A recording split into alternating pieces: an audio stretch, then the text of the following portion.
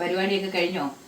ഞങ്ങളുടെയും പയ്യെ ഓരോന്നോരോന്ന് തീർന്നിരിക്കുക. ഇന്ന് രാവിലെ അന്നേരം എന്നാ വെച്ചാൽ ഇന്നലെ കുറച്ച് കിഴങ്ങ് നമ്മൾ മസാല ദോശയ്ക്കാണ് ഞാൻ പുഴുങ്ങി വെച്ചായിരുന്നു. പക്ഷെ അത് വെക്കാൻ പറ്റിയില്ല. ഇന്ന് അന്നേരം എന്നെ എടുത്തു അതെല്ലാം കൂടെ കൂട്ടി തള്ളി കളിക്കുന്ന ഒരു സാമ്പാർ എടുത്ത് വെച്ചു. അന്നേരം തന്നാൽ മാവ് കൊണ്ട് ദോശ വേണ്ട, ഇഡ്ഡലി ഉണ്ടാക്കാമെന്ന് വിചാരിച്ചു. അതുകൊണ്ട് രാവിലെ ഞാൻ ആ മാവ് എടുത്ത് രാവിലെ അങ്ങ് എടുത്ത് വെച്ചു. എന്നിട്ട് ഇനി അതങ്ങ് ഇഡ്ഡലി ഉണ്ടാക്കാമെന്ന് വിചാരിച്ചു. എന്നും എപ്പോഴും നമ്മൾ ഈ രാവിലെ ഉണ്ടാക്കുന്നത് അത് തന്നെ ഏറ്റവും വലിയൊരു കാര്യമാണ് നമുക്ക്. അതുകൊണ്ട് ആ മാവ് എന്നോട് ഇരിപ്പുണ്ടായിരുന്നു. രാവിലെ അതെടുത്ത് രാവിലെ തന്നെ ഇഡ്ഡലി ഉണ്ടാക്കാമെന്ന് വിചാരിച്ചു. അത് എന്നോട് ഇന്നാളെ ഒരു 2-3 പേര് ചോദിച്ചു നമ്മളെങ്ങനെയാണ് മാവ് അരയ്ക്കുന്നത്, നല്ല സോഫ്റ്റായിട്ടാണല്ലോ ഇഡ്ഡലി കിട്ടുന്നത്. ഞാനൊരു മുന്നാഴി അരി വെച്ചാൽ പലയിടത്ത് പല രീതിയിലുള്ള നാഴി അരിക്കുക. എൻ്റെ നാഴി വെച്ചാൽ മുന്നാഴി അരിയാകുമ്പോൾ 1 കിലോ തികയത്തില്ല. എന്നാലും 1 കിലോ ഉണ്ട്. 1 കിലോ മാവിന് ഞാൻ 1/4 കിലോ ഉഴുന്നായിരുന്നത്.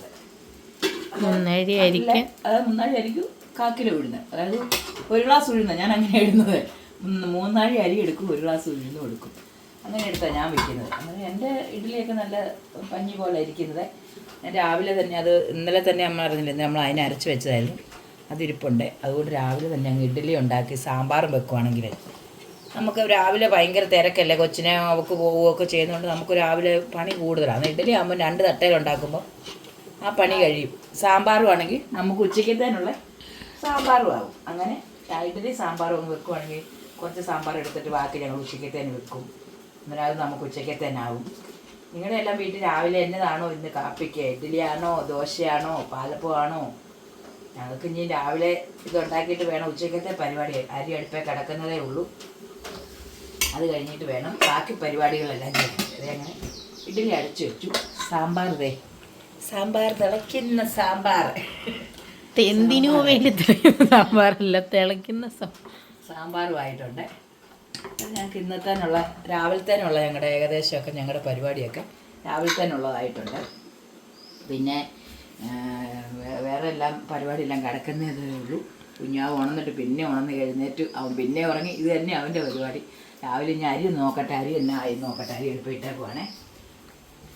അതിൻ്റെ ഇടയ്ക്ക് ഇന്നലെ കുഞ്ഞാവയുടെ തുണി രാത്രിക്കെല്ലാം സ്നാഗി എന്തോരം സ്നാഗിയാണ് കുഞ്ഞിനെ ഉടുപ്പിക്കുന്നത്. കാരണം ഇടയ്ക്കൊന്നും ഉടുപ്പിക്കത്തില്ല, എല്ലാത്തിലും മുള്ളി വെച്ചു. അതെല്ലാം രാവിലെ തന്നെ ഞങ്ങൾ നനച്ച് വിടങ്ങ് പിരിച്ച് വെളിയിൽ നനയ്ക്കാൻ പറ്റത്തില്ലല്ലോ, ഭയങ്കര മഴയാണ്. ഇപ്പം ഇച്ചിരി തോർന്ന് നിൽക്കുക, എന്നാലും പെയ്തു രാവിലെ. നമ്മൾ രാവിലെ അടുപ്പിട്ടതാണ്.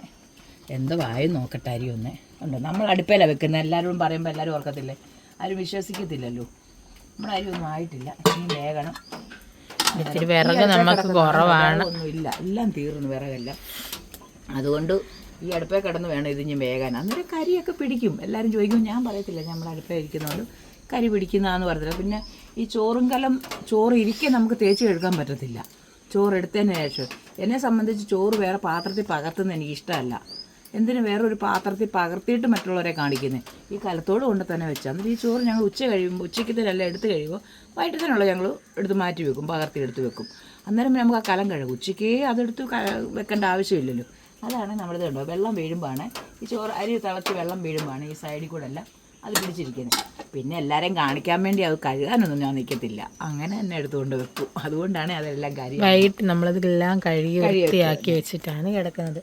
നിങ്ങളുടെയൊക്കെ വീട്ടിൽ ഇങ്ങനെയാണോ? ഇടയില്ലെങ്കിൽ ഇങ്ങനെ ചായപ്പിനകത്തൊക്കെ നിങ്ങൾ തുണി അലക്കി ഇടുവോ? നമ്മളൊക്കെ ഇങ്ങനെയാണ് ചെയ്യുന്നത്. ഞങ്ങൾക്ക് ഇത്രയുള്ള സൗകര്യമൊക്കെ ഉള്ളൂ. അതുള്ള സൗകര്യങ്ങളെല്ലാം ഞങ്ങൾക്ക് ചെയ്യാൻ പറ്റുള്ളൂ. അതുകൊണ്ടാണ് അങ്ങനെയൊക്കെ വന്നത്. പിന്നെ ഇതൊക്കെ മാറുന്നൊരു കാലം വരുമായിരിക്കും. നിങ്ങളുടെ എല്ലാവരുടെയും സപ്പോർട്ടും നിങ്ങളുടെ എല്ലാവരുടെയും പ്രാർത്ഥന ഉണ്ടെങ്കിൽ അതൊക്കെ ഞങ്ങൾ രക്ഷപ്പെടുത്തി എടുക്കും.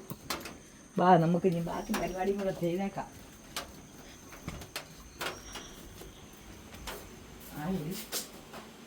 അങ്ങനെ നമ്മളെ ഇഡ്ഡലി ഒരു ട്രിപ്പ് ഞാൻ എടുത്തു വെച്ചു. കണ്ടോ, നല്ല സോഫ്റ്റായ ഇഡ്ഡലി കണ്ടോ, നല്ല പഞ്ഞ് പോലത്തെ ഇഡ്ഡലിയാണ്.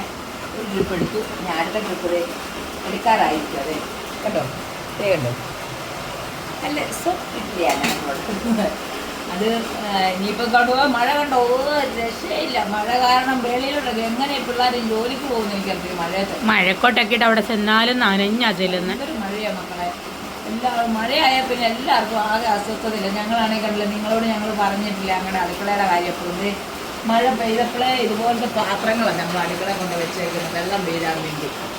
ഇവിടെ മുഴുവൻ ഇങ്ങനെ എരിച്ചരിച്ച് വെള്ളം ഇറങ്ങും. അന്നേരം നമ്മൾ എങ്ങനെ ഇതിനകത്തുനിന്ന് വെള്ളം പൂശുന്നത്? പൂശിയിട്ട് കാര്യമില്ല, അത് മുഴുവൻ ഒലിച്ചു പോകത്തേ ഉള്ളൂ. എല്ലാവരും പറഞ്ഞ് അടുക്കളയെല്ലാം വൃത്തിയാക്കി, പക്ഷേ ഇച്ചിരി വെള്ളം പൂശാൻ, എങ്ങനെ പൂശാനായിട്ട് ഇതുപോലെ വെള്ളം വീഴുന്നതിനകത്ത് നമ്മൾ എന്താ ചെയ്യാൻ?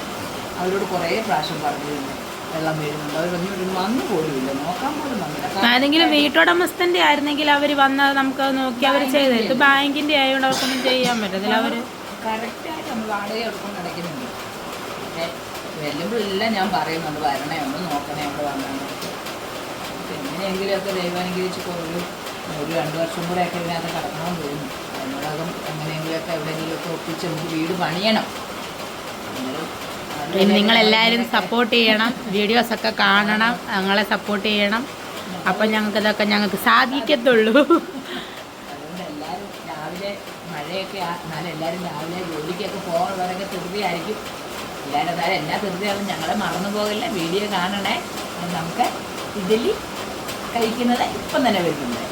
അങ്ങനെ രാവിലെ ഇഡ്ഡലിയും സാമ്പാർ റെഡിയായി, ചായ അടുപ്പായിരിക്കുന്നു, അവർക്ക് കഴിച്ചുകൊണ്ട് പോകാൻ വേണ്ടിയാണ്. ഇഡ്ഡലി സാമ്പാർ എടുത്ത് രാവിലെ എല്ലാവരും വിളങ്ങുന്നത് ചൂട് ഇഡ്ഡലി സാമ്പാറും കഴിക്കാം.